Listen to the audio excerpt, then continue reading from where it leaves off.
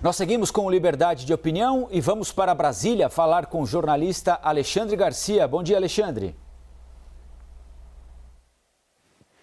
Bom dia, Colombo. Boa semana para todos nós brasileiros. Vamos lá, então, com os assuntos de hoje. O governo federal começa hoje a distribuir mais de 1 milhão de doses da vacina da Pfizer contra a Covid-19. As doses serão direcionadas para grupos prioritários e divididas proporcionalmente entre os estados e o Distrito Federal, de acordo com a população local. O Ministério da Saúde também informou que deve fechar ainda nesta semana um novo acordo com a Pfizer para a compra de mais 100 milhões de doses. O primeiro contrato prevê 100, este segundo mais 100. Seriam então 200 milhões de doses da vacina da Pfizer para imunizar 100 milhões de brasileiros. Alexandre, com a imunização suspensa em algumas cidades que dependem da Coronavac, até que ponto essas vacinas da Pfizer contribuem com o Plano Nacional de Imunização? Todas as vacinas são importantes, mas até que ponto o cronograma de vacinação prometido será cumprido? Bom, em primeiro lugar, onde não chegou a segunda dose da Coronavac, acho que tem que esperar pela segunda dose da Coronavac, né? Não pode ser substituída pela vacina da Pfizer. E é bem-vinda a vacina da Pfizer, sem a menor dúvida, qualquer vacina é bem-vinda. A gente fez já uma aplicação muito grande de vacinas, né? Eu estou vendo aqui quase 47 milhões de doses foram aplicadas. A gente já deixou para trás o pioneiro em vacinação, que foi o Reino Unido, que começou lá na primeira quinzena de dezembro. Mas os Estados Unidos é que está dando um exemplo aí de vacinação, inclusive usando a vacina da Pfizer. Agora, uma coisa que me preocupa, e está no jornal local aqui, está aqui ao alcance da minha mão, e eu acabei de ouvir na entrevista que vocês fizeram, aliás, muito boa, com o Dr. João Gabardo, uma coisa que preocupa, é a não procura por parte das faixas etárias que estão sendo beneficiadas com a vacina. Aqui já se noticiou, aqui que eu digo, aqui na capital do país, que só metade dos mais idosos procuraram a vacina. E eu vejo no jornal de hoje que há uma preocupação do governo local que apenas 36% dos de 60 anos estão procurando a vacina. Isso é preocupante. Agora, que cheguem mais doses, né? Porque o Ministério da Saúde parece que deu uma exagerada na propaganda, né? Disse que tinha 560 milhões de doses, aí considerou tudo que tivesse conversado e não contratado efetivamente. Contratado é uma obrigação, né? Por isso que quando dizem, não vai vir a essência da vacina lá da China, não, mas tem contrato, não tem influência política nisso não, né? Isso é dizer que os chineses estão nos retalhando e estão descumprindo o contrato. Então, quando há contrato, há garantia de entrega, de fornecimento. E são 281 milhões fechadas e outras 261 milhões conversadas, né? Então, não é bem assim. Por isso eu digo, o que vier da Pfizer, que seja bem-vindo, né? Porque nós temos uma tremenda estrutura para vacinar, já foram distribuídos 76 milhões de doses de vacinas, então vamos tocar a vacinação, né? Isso que tem que ser feito. O senador Otto Alencar, que é um dos integrantes, é membro titular da CPI da pandemia, disse que os contratos e a compra de vacinas da Pfizer serão investigados. Ele nos deu uma entrevista exclusiva, senador baiano, e disse também que quer entender os motivos que levaram a Anvisa a negar a importação da Sputnik V. Qual é a sua avaliação sobre essas declarações do senador Otto Alencar? As investigações sobre os contratos da Pfizer podem prejudicar, por exemplo, o fechamento desse novo contrato que o Ministério da Saúde disse está em vias de ser assinado para mais 100 milhões de doses, Alexandre? Não, ao contrário, vai confirmar o que foi dito já, o que foi revelado, né? A intenção da Pfizer de vender uma vacina que ainda não estava pronta, estava sendo elaborada, testada nas primeiras fases, né? e o governo brasileiro não comprou naquele momento, porque poderia ser acusado de crime de responsabilidade por dois motivos. Uma vacina que ainda não existia, né, de fato, e por outro motivo, uma vacina que deixava todo o encargo, toda a responsabilidade sobre a segurança dela com o governo brasileiro, que foi resolvido depois de modo legal. Então, Pfizer, tudo bem. E a Anvisa vai esclarecer isso agora no depoimento do Almirante Barra, que é médico, né? Ele vai esclarecer isso, que a própria Sputnik deu informações desencontradas, se enrolou, não deixou as pessoas irem até pesquisar tudo, ver tudo que estavam fazendo, admitiu que o adenovírus podia replicar e causar uma grave adenovirose, né? Então, claro que a Anvisa é responsável pela saúde do brasileiro, não pode ir assim de olhos fechados por razões políticas ou porque um ministro do Supremo mandou que tinha que resolver isso em poucos dias, né?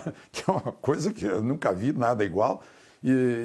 Então, vai ser esclarecido, vai ser bom que se investigue, que se tirem as dúvidas, para as dúvidas não ficarem atrapalhando o combate ao vírus.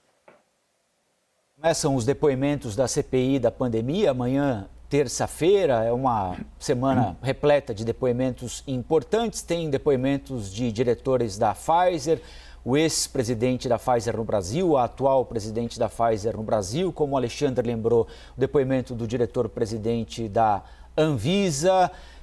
Qual é a sua expectativa para essa semana na CPI? O que é que a gente deve ficar atento, hein, Alexandre? Olha, vai ser isso que eu falei, né?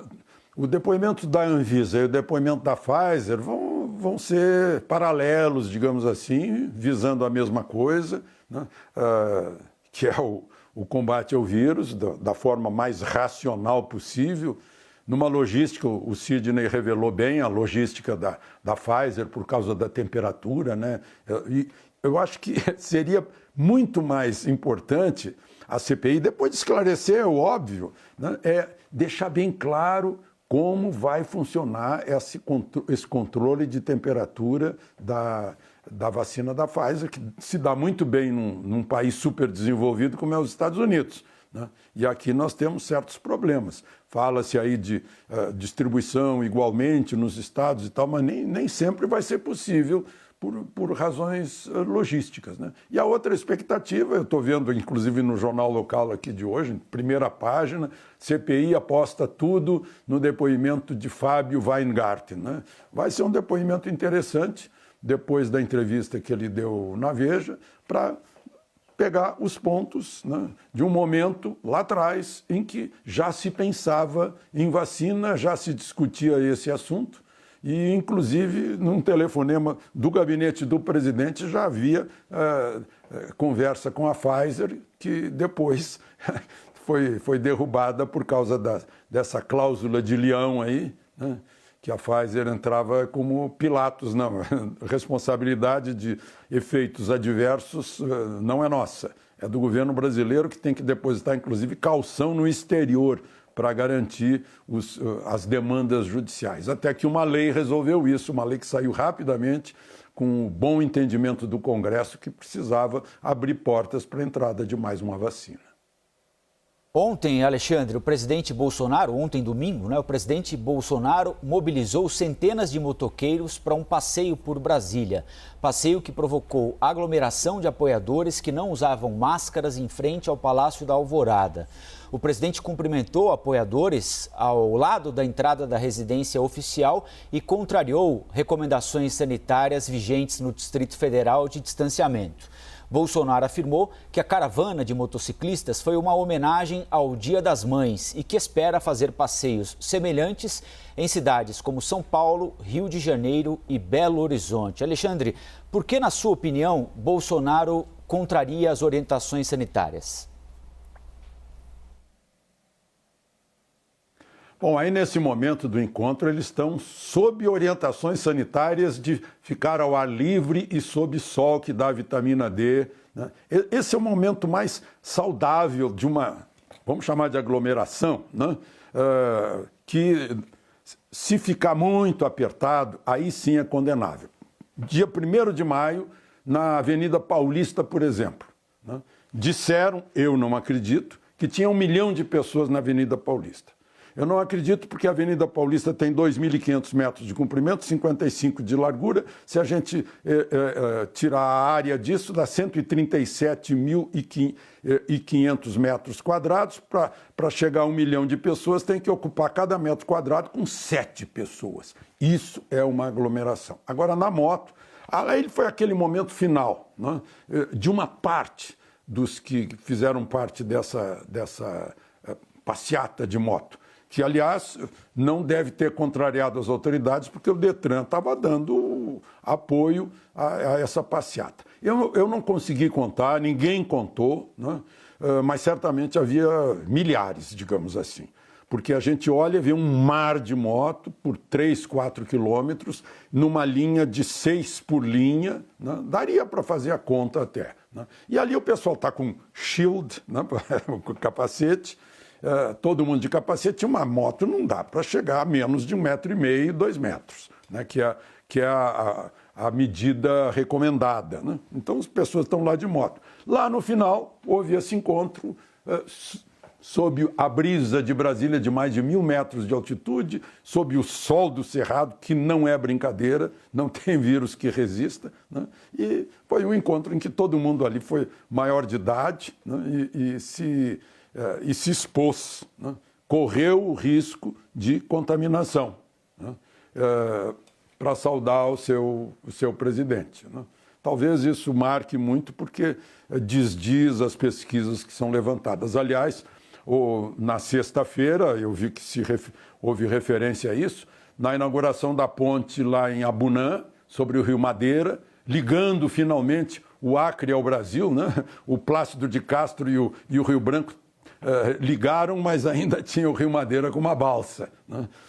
A ponte foi terminada, estava interditada, e o presidente foi sem capacete, botou o ministro Tarcísio na garupa, depois o empresário Luciano Hang na garupa, e com isso ele conseguiu divulgar a ponte. A inauguração da ponte, muito importante, de 1.570 metros de comprimento. Uma ponte que foi refeita, o planejamento, porque descobriram que o Rio Madeira sobe mais nas cheias do que se imaginava. Enfim, foi mais e dia 15 vai ter outra, embora, imagina, o general Heleno já posou com um dos líderes do agro, né, botou nas redes sociais, não venham, não façam, vai dar aglomeração no próximo dia 15. E ainda assim parece que vai haver essa manifestação de apoio ao presidente.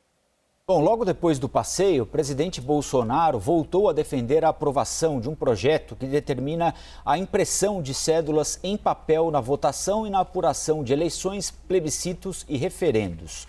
Bolsonaro disse o seguinte, abre aspas para o presidente: com toda certeza, nós aprovaremos isso no parlamento e teremos, sim, uma maneira de auditar o voto por ocasião das eleições de 22. Ganhe quem ganhar, mas na certeza e não da suspeição da fraude. Não podemos admitir isso porque o voto é a essência da democracia. Fecha aspas. Alexandre, como é que você avalia essa declaração do presidente Bolsonaro? Você acha que esse projeto estará aprovado a tempo de o voto impresso ser implementado já no ano que vem? Pois é, essa não é uma invenção de agora, né? Vamos à história. O senador Roberto Requião, PMDB, em 2001 conseguiu aprovar o voto impresso. Em 2002, na eleição de 2002, ele foi aplicado em 150 municípios, ou seja, já tem a tecnologia dessa urna que vai guardar o comprovante do voto para o caso de ter que fazer uma auditoria, né? Depois, isso foi cancelado pelo Supremo. Depois, Flávio Dino, PCdoB, e Brizola Neto, do PDT, conseguiram aprovar um projeto igualzinho em 2009, que foi cancelado pelo Supremo. Depois, em 2015, o deputado Bolsonaro conseguiu aprovar por 433 votos a 7 o voto impresso, de novo, comprovante do voto impresso, a presidente Dilma vetou, dizendo que ia ficar muito caro, e o veto foi derrubado por 368 deputados e 56 senadores.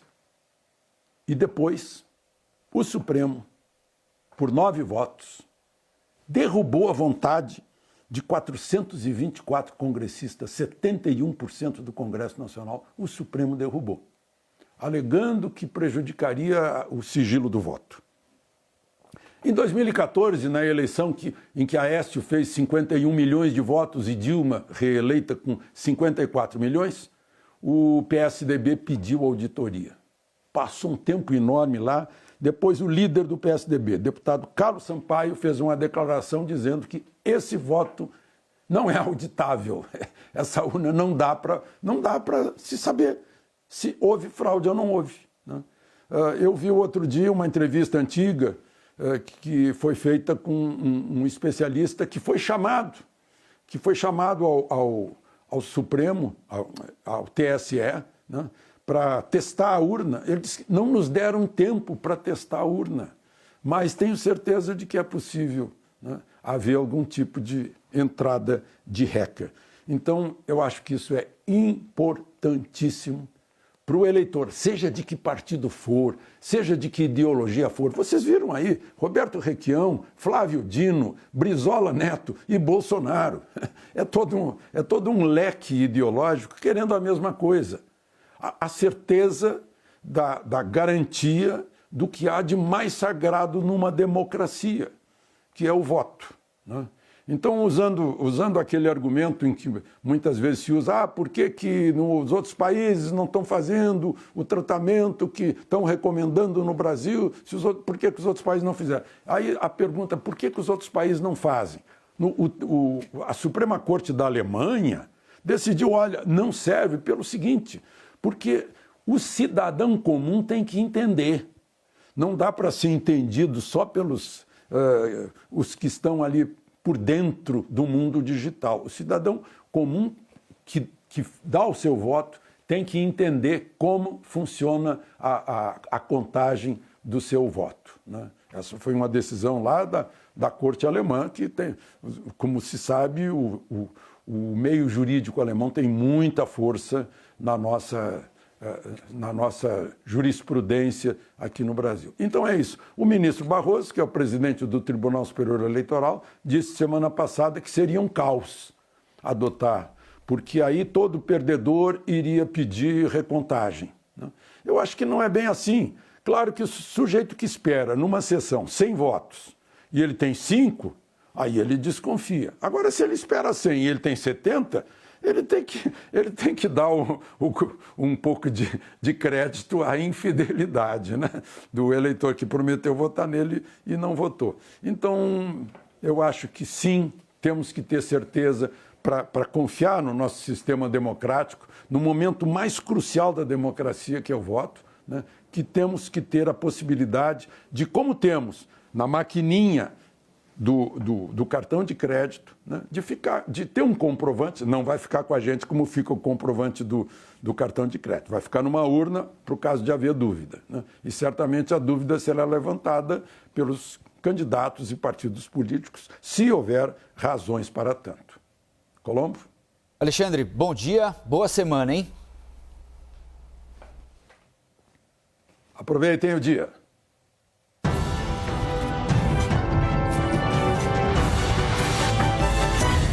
As opiniões emitidas pelos comentaristas do quadro não refletem necessariamente a posição da CNN.